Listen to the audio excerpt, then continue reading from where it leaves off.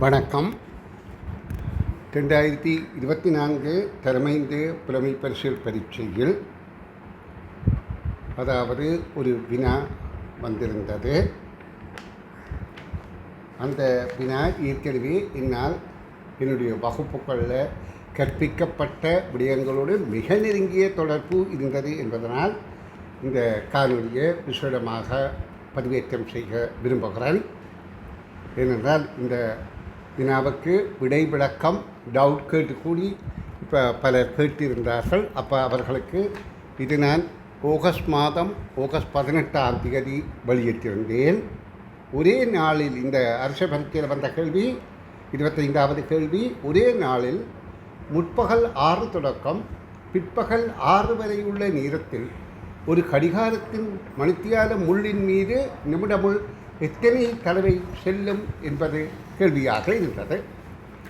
இந்த வினாவுக்கான விடை 11 தடவைகள். ஏனென்றால் அதாவது இங்கே 6 மணியாக இருக்கும்போது 6:34 அளவில் 35, 34 அளவில் தான் அடுத்த தடவை மணிமுள்ளின் மேலால் நிமிடமுள் போகும். அதுக்கடுத்ததாக போகின்ற போது அதாவது ஒரு தடவை ஒரு வட்டம் சுற்றி வருகிற போது நிமிடமுள் மணிமுள் 12 ஒரு பாகம் நகரும் என்பதை நாங்கள் கருத்தில் கொள்ளோம். அப்போ அடுத்த தடவை இந்த மணிமுள்ளின் மேல் நிமிடமுள் செல்வது 1 மணி 5 நிமிடங்களுக்கு பின்பு.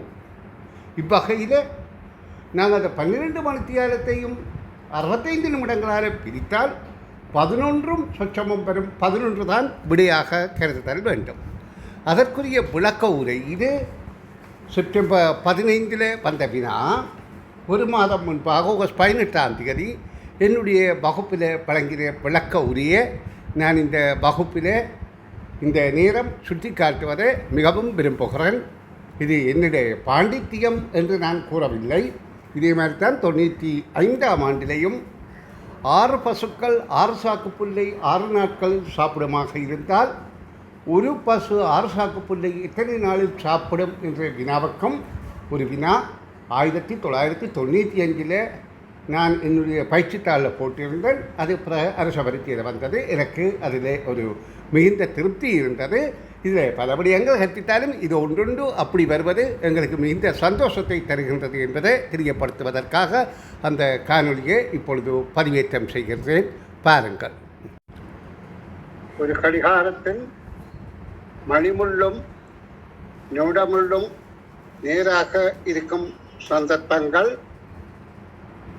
முற்பகல் 6 மணியிலிருந்து பிற்பகல் 6 மணி வரை எத்தனை சந்தர்ப்பங்கள் அமையும் என்ற வினாவுக்கான விடைகாண் விளக்கம். 6 மணிக்கு முதல் தடவையாக நேராக நின்றது. அடுத்து 7:05க்கு நேராக நிற்கின்றது. அடுத்ததாக 8:10க்கு நேராக நிற்கின்றது. இவ்வாறு ஒவ்வொரு 1 மணி 5 நிமிடத்துக்குத்தான் தாண்டித்தான் அடுத்து நேராக நிற்கும். அப்போ 9:15. அடுத்தது 10:20க்கு நிற்கின்றது. இந்த மாதிரி ஒழுங்கிலே 5 நிமிடங்கள் தாண்டி இது 10:20க்கு நிற்கின்றது நேராக. இப்படியாக இருக்கும்போது இது திரும்ப இப்படியாக ஒரு வட்டம் சுற்றி வந்து அதாவது மணிமுள் ஒரு வட்டம் சுற்றுகின்ற வேளையில 5:55க்குத்தான் மீளவும் அதாவது 11வது தடவையாக அது நேராக நிற்கின்றது என்பதை பார்வையிடுங்கள். அதாவது 5:55க்கு கிட்டத்தட்ட 5 இல்லை இது 4 அடுத்தது 5:55 விட தாண்டித்தான் 11வது தடவையாக அது நேராக நிற்கின்றது. இது 12 அல்ல. அப்போ மொத்தம் 11 தடவைகள் மணிமுள்ளும் நிமிடமுள்ளும் 12 மணித்தியாலங்களுக்கு நேராக இருக்கின்றது என்பதை அறிந்து கொண்டோம்.